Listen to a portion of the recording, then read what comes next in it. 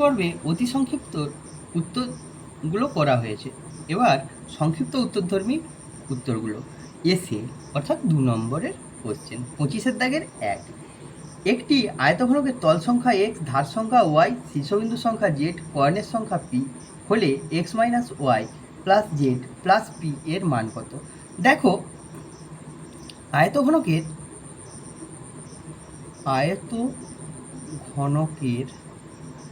তল সংখ্যা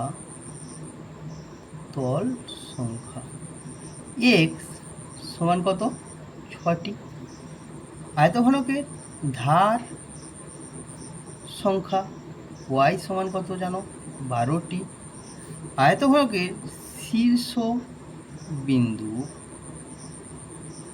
সংখ্যা z সমান 8টি। আয়তঘনকের কর্ণের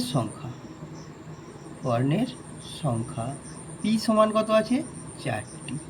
তাহলে এখানে যে রাশিটা দিয়েছে x minus Y plus Z plus P সমান 6 বিয়োগ 12 যুক্ত 8 যুক্ত 4, তাহলে আসছে 6 বিয়োগ 12 যুক্ত 12, এটা যোগ করলে কত আসছে? 6। তোমাকে তাহলে যে রাশিটা দিয়েছিল তার মান বেরিয়ে গেল 6। 25-এর দাগের 2 নম্বর অঙ্ক, দুটো আয়তঘনকের মাত্রাগুলির দৈর্ঘ্য যথাক্রমে 4, 6, 4 একক এবং 8, 2h-1 2 একক। যদি আয়তঘনক দুটির ঘনফল সমান হয়ে থাকে তাহলে h এর মান কত? দেখো, এখানে মাত্রা বলতে দৈর্ঘ্য, প্রস্থ, উচ্চতা বলা হয়েছে। 3টি মাত্রা বলতে দৈর্ঘ্য, প্রস্থ, উচ্চতা বলা হয়েছে। তাহলে দুটো আয়তঘনকের দৈর্ঘ্য, প্রস্থ, উচ্চতা দিয়ে দিয়েছে, তাদের ঘনফল সমান বলেছে, অর্থাৎ তাদের আয়তন সমান। তাহলে এইচ এর মান নির্ণয় করতে বলেছে। তাহলে আমরা 2 নম্বরের কোশ্চেন যখন এত কিছু না লিখে প্রথম আয়তঘনকের ঘনফল লিখে নিই। প্রথম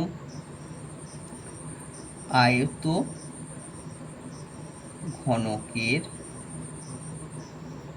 ঘনফল সমান 4 গুণিত 6 গুণিত 4 ঘন একক। 3টা মাত্রার দৈর্ঘ্য, প্রস্থ, উচ্চতা 3টা মাত্রার গুণফলই আয়তঘনকের ঘনফল হয়। দ্বিতীয় আয়তঘনকের ঘনফল সমান কত হবে? 8 গুণিত 2h-1 ইন্টু 2 ঘন একক। এখানে দেখো, তোমাদের কোশ্চেনে বলে দিয়েছে যে আয়তঘনক দুটির ঘনফল সমান। তাহলে আমরা লিখতে পারি প্রশ্নানুসারে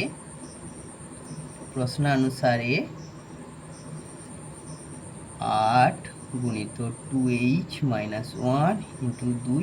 এই এইচ এর মান বার করবো বলে বাঁ দিকে রাখছি, আর প্রথম ঘনকের ঘনফলটাকে ডান দিকে রাখছি। এদিকে 8 আর 2 গুণ করা আছে, ওই পাশে গেলে ভাগ হবে। 4 গুণিত 6 গুণিত 4 বাই 8 গুণিত 2 আসলো। এখানে কাটাকাটি একটু করে নেব। 4 দিয়ে কাটলে 2, 2 দিয়ে কাটলে 2, 2 দিয়ে কাটলে 2, এখানে কত আসলো? তাহলে 6। 2h-1 আছে, -1টা এদিকে গেলে +1, 6 একে কত হচ্ছে? 7। এদিকে h কে 2 দিয়ে গুণ করা আছে, এপাশ গেলে ভাগ, সমান কত হলো? ভাগ করে নিলে 3.5। অতএব h এর মান বা নির্ণেয় h সমান 3.5। এখানে কোনো একক দেয়নি, তাই আমরা লিখে দিচ্ছি 3.5 একক। পরবর্তী অঙ্ক 3 নম্বর অঙ্কেতে আছে প্রথমে ধরে নেব ঘনকের প্রত্যেকটি ধারের দৈর্ঘ্য। ধরিলাম ঘনকের প্রতি ধারের দৈর্ঘ্য সমান a একক। 50% বৃদ্ধি পাওয়ার পর বৃদ্ধির পর ঘনকের প্রতিধারের দৈর্ঘ্য এ যুক্ত এ গুণিত 50/100 একক। এখানে কাটলে 2, তাহলে আসছে এ যুক্ত a/2 একক। এখানে আসছে 3a/। আগে ঘনকের সমগ্র তলের ক্ষেত্রফল সমান 6 বর্গ একক। এখন ঘনকের সমগ্র তলের ক্ষেত্রফল সমান 6 × 3a/2 তার হোল স্কোয়ার বর্গ একক, 6 × 9a² 4 বর্গ একক। এখানে দেখো 2 দিয়ে কাটলে এটা 3 আসছে, 2 দিয়ে কাটলে 2, 3 × 9 27a² 2 বর্গ একক। অতএব ক্ষেত্রফলের শতকরা বৃদ্ধি, বা তোমরা লিখতে পারো যে ক্ষেত্রফলের বৃদ্ধির হার, ক্ষেত্রফলের বৃদ্ধির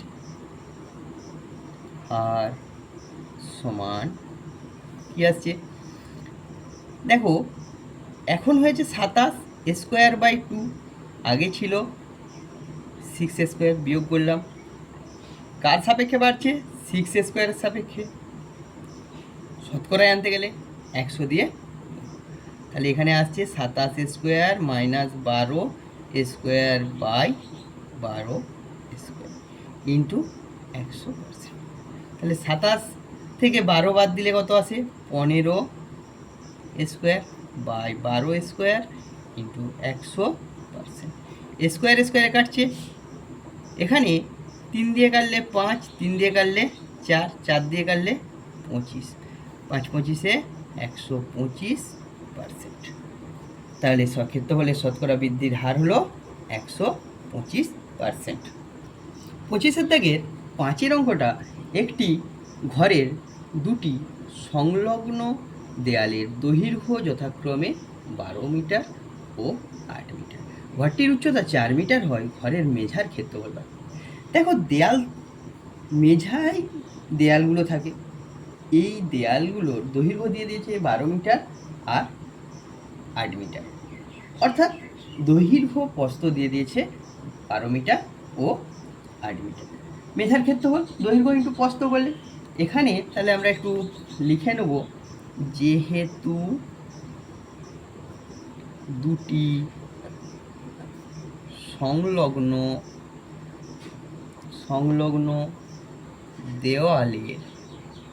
দেওয়ালের দৈর্ঘ্য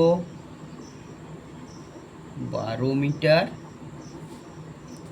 ও 8 মিটার, অতএব মেঝার দৈর্ঘ্য সমান 12 মিটার, প্রস্থ সমান 8 মিটার। অতএব মেঝার ক্ষেত্রফল